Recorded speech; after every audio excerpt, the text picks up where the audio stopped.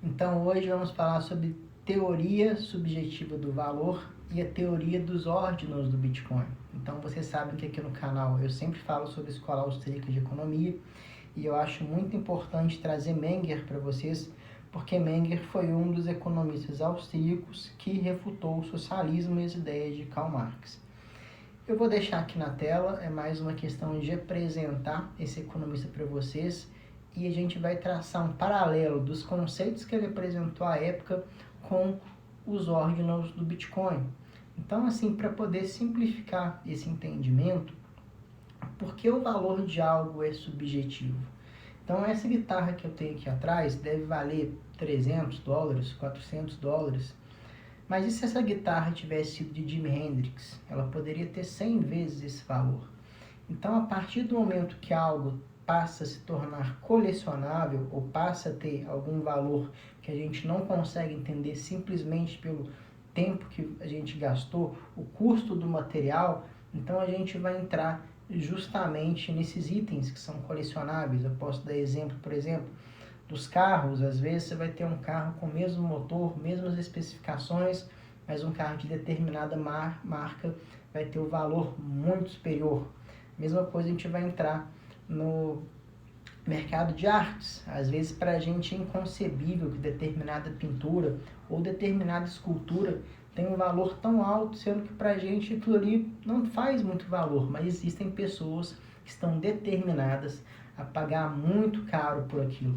Então eu trouxe aqui na tela os conceitos tanto do valor objetivo, que foi proposto na escola clássica, Adam Smith, David Ricardo e o Karl Marx, e depois com a evolução dessa ideia, tanto com Jevons, os Walras e o Carl Menger.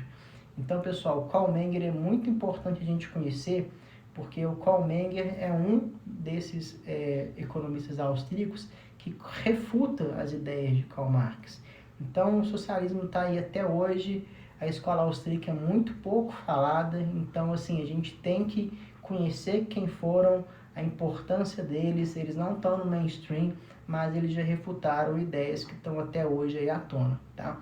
A gente vai usar os conceitos do valor subjetivo, porque o que são os ordinals? Então a gente vai aqui agora entrar realmente no tema do vídeo. Eu vou apresentar para você a teoria dos ordinals, inscriptions e por que a gente passa a ter valor nos satoshis do Bitcoin. Então, pessoal, quem que é Casey Rodarmore? Casey Rodarmore é a pessoa que propôs a teoria dos ordinals. A teoria dos ordinals, para eu poder fazer assim, simplificar para vocês, é o que? A gente sabe que um Bitcoin tem 100 milhões de satoshis, tá? Mas o Rodarmore, ele propõe que existem alguns satoshis que eles são muito importantes, eles marcam um evento histórico, por exemplo, da blockchain, e por isso eles passam a ter valor.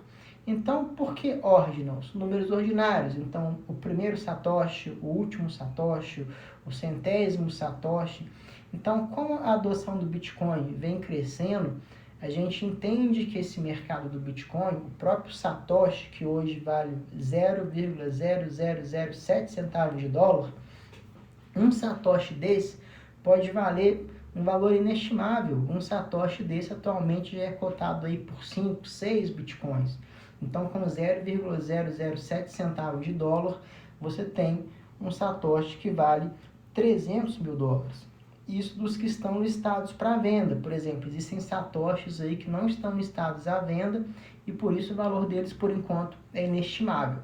Então, ele propõe uma classificação de raridade desses satoshis para a gente entender o quanto que eles valem, qual é a raridade deles dentro da blockchain. Então, antes de eu passar para vocês tanto a teoria quanto essa classificação, eu vou pedir para clicar aí no curtir e compartilhar o vídeo, porque eu tenho estudado muito para poder passar isso daqui para vocês. Eu vejo que são alguns assuntos que a gente não vê em outros canais, então dá essa força aí, beleza? Então eu vou passar aqui, por exemplo, o Rodarmore coloca o que é um satoshi raro. É o primeiro satoshi de cada período de ajuste de dificuldade.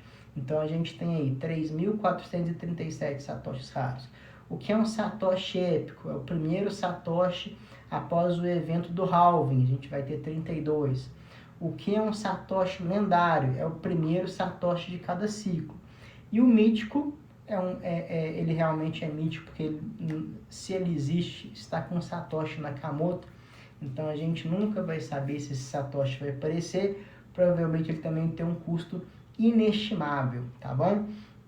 Então, a gente pegar aqui que nós temos 21 milhões de bitcoins, então a gente tem 2,1 quadrilhões de satoshis. Como eu mandei para vocês aí mais cedo no grupo, tem uma carteira que tem 175 dólares de bitcoin e ele possui satoshis raros nessa carteira. Então, essa carteira já vale mais de 200 mil dólares. Então, por exemplo, com o supply que a gente tem em circulação hoje, que são aí 19 milhões de Bitcoin, a gente tem 1,9 quadrilhão de satoshis em circulação. Então temos 369 raros, 3 épicos, um mítico, que é esse que está na mão do Nakamoto. Do supply total, então lá em 2032, depois dos 6 halvings, a gente já vai passar a ter os legendários, tá bom? Os lendários. Então, a gente está entendendo o que? Essa classificação que o Hadamard fez, muitas pessoas, alguns mineradores, ou até você mesmo, esse satoshi, que são esses centavos de centavos, né? Cada Bitcoin tem 100 milhões de satoshis. Então, mesmo se você comprou $1 de Bitcoin, você pode ter sido premiado com um satoshi raro e ele pode estar na sua carteira. Então, eu vou passar aqui para vocês quais são os marketplaces que você vai conseguir ver o valor dos satoshis raros e como você pode, inclusive, ver se na sua carteira tem alguns satoshis raros, tá bom? Esse próximo link aqui, eu vou deixar aqui embaixo na descrição do vídeo, então não esquece de dar o curtir. É a teoria que o Hadamard fez, tá bom? É importante, é muito extenso, num primeiro momento assim pode parecer um pouco complexo, mas aqui ele explica tudo, a questão da raridade, como você faz para identificar, enfim, isso daqui é importante, a parte teórica, mas para entender o valor do Ordinals é importante conhecer isso daqui. Então, o que eu vou trazer para vocês, eu esqueci de falar aqui atrás dos inscriptions. O que são inscriptions, pessoal? Com a atualização Taproot que a gente teve lá em 2021, a gente passou a conseguir colocar alguma linha de código, ou colocar uma imagem, ou colocar um trecho de música, o que você quiser em cada satoshi. Então agora no dia 19/4 a gente teve o halving, eu lembro que eu falei com vocês no grupo, que aquele bloco lá, o 840 mil, esse primeiro satoshi é um satoshi comemorativo, ele é um satoshi raro. Então, quem pegou esse satoshi raro, 840 mil certinho, ele pode, por exemplo, botar uma imagem lá nele, pode escrever alguma coisa, e isso no futuro pode ser que venha a ter um valor altíssimo, fez parte do evento histórico do Bitcoin, né? Então, eu vou mostrar aqui para vocês, por exemplo, esse daqui, essa caveirinha aqui, que nem está à venda, a gente nem sabe qual que é o valor dessa caveirinha. Esses são os ordinals. Então, assim, aqui nós temos os ordinários. O primeiro, da primeira vez, lá em 2021, quando fez o Taproot e passou você conseguir colocar inscriptions nos blocos de Bitcoin, esse daqui foi o primeiro.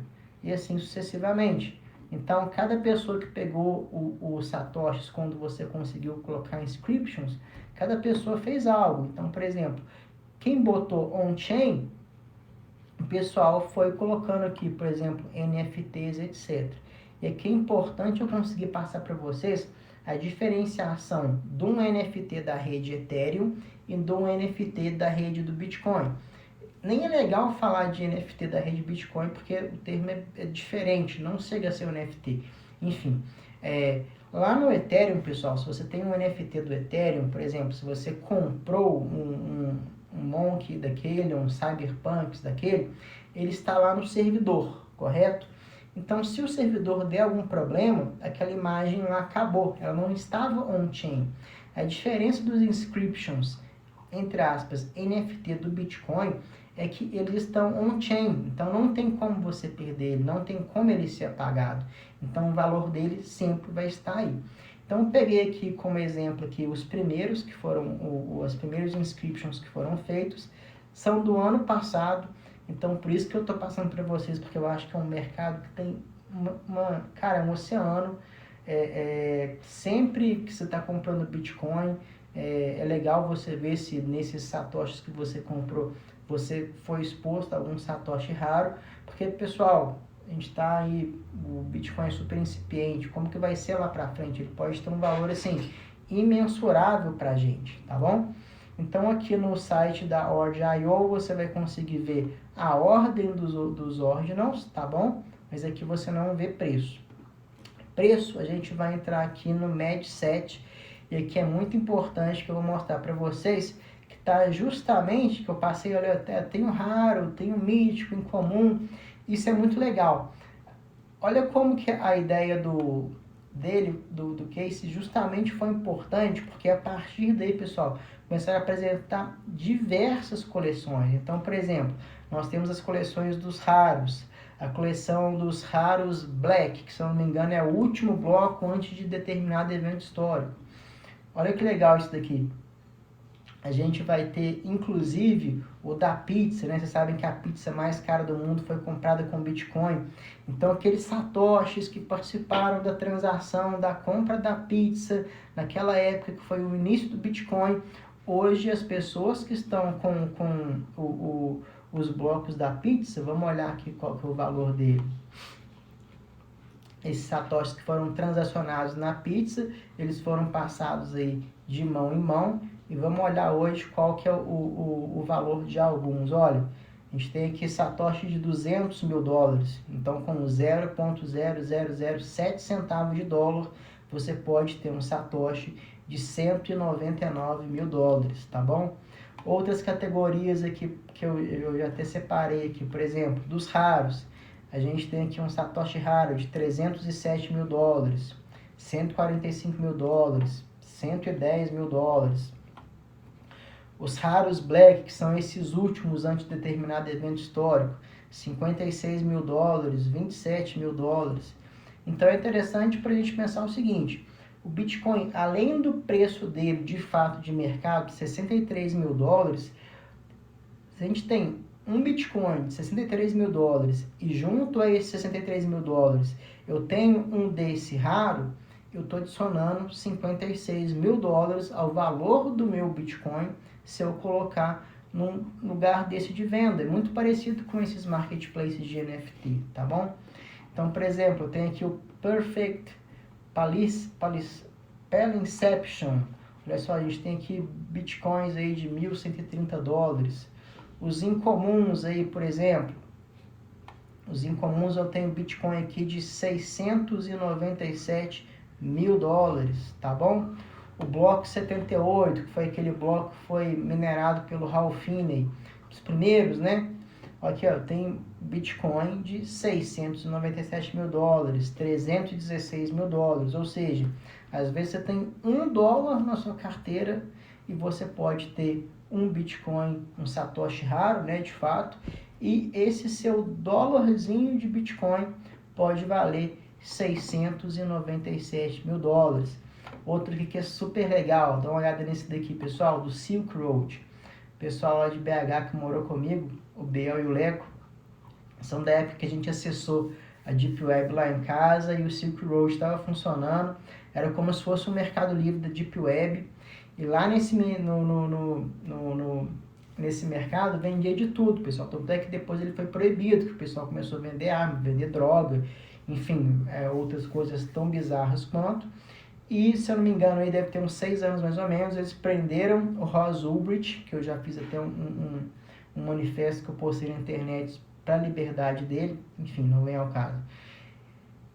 Por fim, o FBI conseguiu pegar parte do Bitcoin que estava com o Ross Ulbricht, depois botou à venda, e parte desse Bitcoin, esses satoshis já estão aqui na MedSet. Por exemplo, você pode ter aí um Bitcoin que passou na mão da Silk Road, passou pelo FBI, esse satoshi está aqui à venda por 119 mil dólares, tá bom?